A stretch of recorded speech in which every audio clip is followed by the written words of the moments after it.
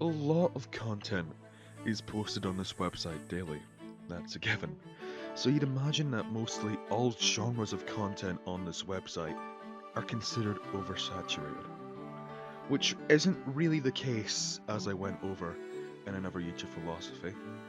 But this is key information if you strive for growth on your channel, and it all starts with a foundation. Now, contrary to what you might believe, coming up with a concept for a YouTube channel is rather difficult.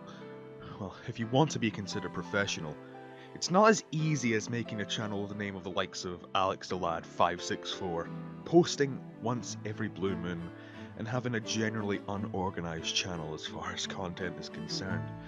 I'm looking directly at you, Medica. No. Careful thought has to be put into the foundation of your channel, and that's the content.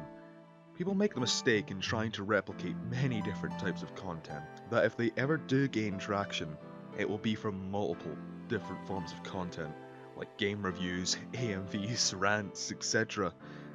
And then you upload a video that doesn't conform to any of those genres. Then what are the chances of someone who subscribed for the likes of a rant video to watch your latest video which isn't even what they subscribed for?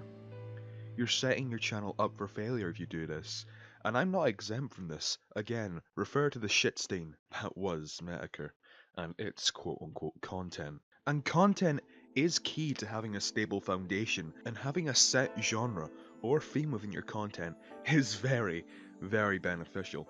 I mean, if a LEGO review channel can turn into an analysis channel, then anything is possible. Let's go on to choosing the type of content you want to produce. Looking at what's popular and deciding to replicate that is also setting your channel up for failure. It's not as bad as half-assing your channel like the last example, and the rate of failure is less than the previous example, but you're willingly going into a genre that has enough competition as it is already.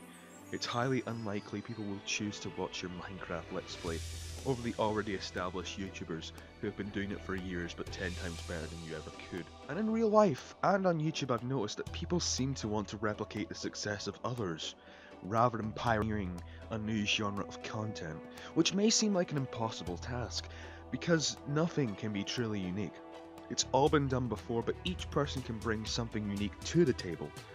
Their own identity, their personality, inspirations taken from many different YouTubers who could specialize in oversaturated content can lead to something generally not seen in its current form. But if one hopes to achieve this, to be able to make their personality stand out from millions of users on this website, you must first understand that striving to be like someone else is detrimental to your endeavors. Too many people try to be like someone else, when inherently we're all different and unique. But most of us suppress that individuality and replace it with a synthetic mask that's meant to replicate someone else. Never fully living a life where our own identity seeps out, our inherent uniqueness bound by the idea of living a life that's someone else's, and never living to our full potential. It sounds awful and absurd, but it happens way more often than it should in real life and on YouTube.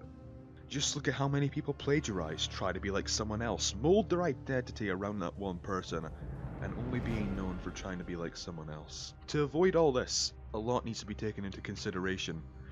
A consistent theme within your content that resonates with you, not the facade people put on because something is trendy and popular. No, we all have interest in something that transcends our desire for popularity, that we do for the sole purpose of loving it. And if one can incorporate that into their videos, then it will never become mundane. The determination you have for making the content, because this is key for staying consistent, and it resonates well with the previous factor, because you've already shown determination for what you love doing behind closed doors, where not many people have witnessed your talents. My desire to analyse was sparked during my time in media studies, where we analysed films and it became something that I loved doing, and I later incorporated it into my videos. But the most important factor is your willingness to take failure and rise above it. There will never be an easy way to gain traction. You have to understand this. Every video you upload has a high chance of being considered a failure in terms of views. And it can be very demotivating when you spend so much time creating a video to have it all thrown back in your face with nothing to show for it. But you've got to rise above those failures. Keep trying. Strive for something better, never being content with your situation. Don't fall into the mindset that a lot of people do, who try but don't give it their all, who can't take failure without quitting altogether. Failure should not be a bad thing. Learn from it. Take advantage of this opportunity as an undiscovered talent to perfect your craft. You may not have many eyes on you right now, but if you stick to it, use these failures to improve the quality of your content, you will be rewarded. And it takes time and many failures for you to get to that level. There will be days where you question your decisions and you feel like you want to give up and settle for something easier because you don't know where this path will take you. But it's that feeling that should motivate you to explore the unknown, to go where not many have gone, and those who have gone down the path, who have stuck through it, who have been beaten down by failure time and time again, and have gotten up each and every time and looked failure in the eye and said, "Is that all you got?" They succeeded. All that remains is this one question. Are you willing to go down that path?